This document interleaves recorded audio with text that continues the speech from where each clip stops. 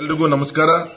ಇದು ತುಂಬಾ ವಿಶೇಷವಾದಂತಹ ಒಂದು ದಿನ. ಇವತ್ತು ಗೌರವಾನ್ವಿತ ಹೆಮ್ಮೆಯ ಪ್ರಧಾನಮಂತ್ರಿಗಳಾದಂಥ ನರೇಂದ್ರ ಮೋದಿಜಿಯವರ 75ನೇ ವರ್ಷದ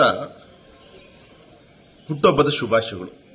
ಈ ಸಂದರ್ಭದಲ್ಲಿ ಜನಸೇವೆಯನ್ನೇ ತನ್ನ ಜೀವನ ಪೂರ್ತಿ ಧ್ಯೇಯವನ್ನಾಗಿಟ್ಟುಕೊಂಡು ಒಬ್ಬ ಗೌರವಾನ್ವಿತ ವಿಷನರಿ ನಾಯಕರಾಗಿ ಭಾರತವನ್ನ ಒಂದು ಜಾಗತಿಕ ವೇದಿಕೆಯಲ್ಲಿ ಹೊಸ ಎತ್ತರಗಳಿಗೆ ಕೊಂಡೊಯ್ದಂತ ಒಬ್ಬ ಗೌರವಾನ್ವಿತ ಸ್ಟೇಟ್ಸ್ಮನ್ ಅವರು.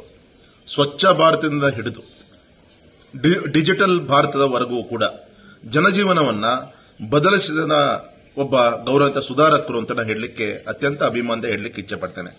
ಶಕ್ತಿ, ತ್ಯಾಗ, ಪ್ರಾಮಾಣಿಕತೆ ಪ್ರತೀಕವಾಗಿ ನಮ್ಮ ಉಳಿದಿರುವಂತ ಜನನಾಯಕರು. ಮತ್ತೊಮ್ಮೆ ನಾನು ದೇವರಲ್ಲಿ ಇಷ್ಟ ಕೇಳೋದು, ಅವರು ಇನ್ನು ಹೆಚ್ಚಿನ ಒಂದು ದೇವರು ಆರೋಗ್ಯ, ಆಯಸ್ಸು, ಈ ದೇಶವನ್ನ ನಡೆಸುವಂತ ಒಂದು ಶಕ್ತಿಯನ್ನ ದೇವರಿನ್ನು ಹೆಚ್ಚು ಅವರ ಆಶೀರ್ವಾದ ಮಾಡಲಿ ಅಂತೇಳಿ ನಾನು ದೇವರಲ್ಲಿ ಕೇಳ್ಕೊಂತೀನಿ.